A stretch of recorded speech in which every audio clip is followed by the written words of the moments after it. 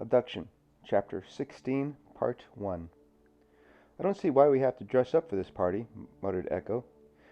"Isn't he just the owner of a gym? He should be wearing a tracksuit and having his guests dressed casually." After slipping on my brown tweed dinner jacket, I turned around in time to see Echo's little black dress slide over her hips. I, for one, was glad we had to dress up. It's not every night I get to see Echo wear something slinky. She didn't have to wear a sexy dress, but I had a feeling she chose this particular dress because Natasha was going to be there. I couldn't help myself, but I wondered what Natasha would be wearing. I'm sure it would be as sexy as Echo's dress, but I would say nothing about the topic to not upset Echo's good mood. Echo turned away from the mirror to face me. She looked up into my eyes for approval as she modeled the dress. I felt a twinge of guilt as it was my fault I flirted with Natasha. Not knowing what Natasha was going to do or say at the party bothered me. I didn't even know how the two of them would interact. If things get out of hand, I would defend Echo. That was an easy decision, and the right one. "You look great, and it's Maxim's party. He can say what everyone wears," I stated. "So what do you think about Irina's story? We haven't had a chance to talk about it yet." "I would like to think that Vika is safe somewhere out of harm's way, but there isn't much to go on," said Echo. "The last time Vika was seen, she was with friends going to look for aliens. It was an unsettling feeling thinking a teenager was missing after going out with friends looking for fun. I imagine it was sport to search for aliens until you actually find them, or they find you." "Do you remember what happened when we were trapped in that old house? We had no idea what was outside in the rain waiting for us," I said. "It was a surprise we weren't expecting." "Do you think that something happened to this young girl? She went out looking for one thing and came back to find something else waiting for her?" Echo closed the space between us and put her hands on my hips. "Anything is possible, but it's not what you're thinking, is it?" Irina's story is different compared to Bogdan and Taya's. They were terrified of what happened to them.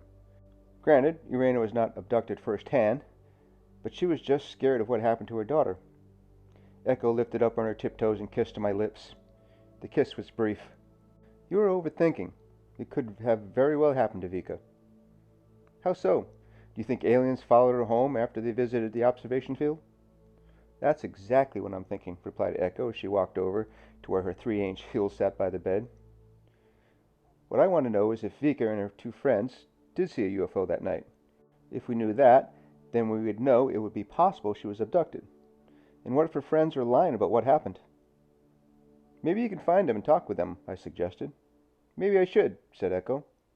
"But it wouldn't go without you, or I can wait till Yuliana arrives. Then she and I can go find the two other girls." I almost forgot about our friends and the entire reason why we were in eastern Ukraine. They were not due to arrive for a few more days. At the moment, I didn't need John's help to solve this mystery with the way things were progressing. If aliens were taking people from Earth and taking them with them into space, there wasn't a damn thing I could do about it. My denial of aliens abducting people didn't make it not true. It had to be happening, but it could not be the case with every disappearance in Lutsk. I was sure of some of the kidnappings were human-caused. Someone in the city was using the strange lights in the sky as a front for their sinister work. The question was, who? "Keep your ears open tonight, Echo," I said as I started buttoning the upper buttons on my light blue dress shirt. "I can't say for certain, but I believe Maxim is up to something." Echo had finished putting her heels on and walked over to finish buttoning my shirt for me. "Why do you say that?" "Despite the odd chance that Vika was abducted by aliens and did not return home, I think someone more powerful was behind her disappearance." "Are you thinking that Maxim is the mastermind behind them all?" Echo had finished the last few buttons and began straightening the lapels on my dinner jacket. "It's just strange. I'll get asked into his office one day, and then the next, we get invited to dinner at his house.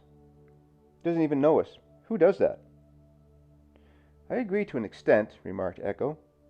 "You forget the Slavic people tend to be very gracious, and Maxim could have taken a like to you." I laughed. I don't see how one conversation with Maxim would make him take a liking to me. I practically walked out on him after he started probing for answers I couldn't give him. Maybe Valeri talked him into inviting us. The sports club's manager had always been friendly toward me and seemed generally interested in becoming friends. Since that night out in the open farmer's field, we seemed to connect. It's hard not to be drawn to people that seem friendly and start talking to you like they've known you all their lives. There was still something about it that created a feeling of doubt about Valeri's sincerity, though. It had all to do with the fact that he had worked for Maxim Volkov,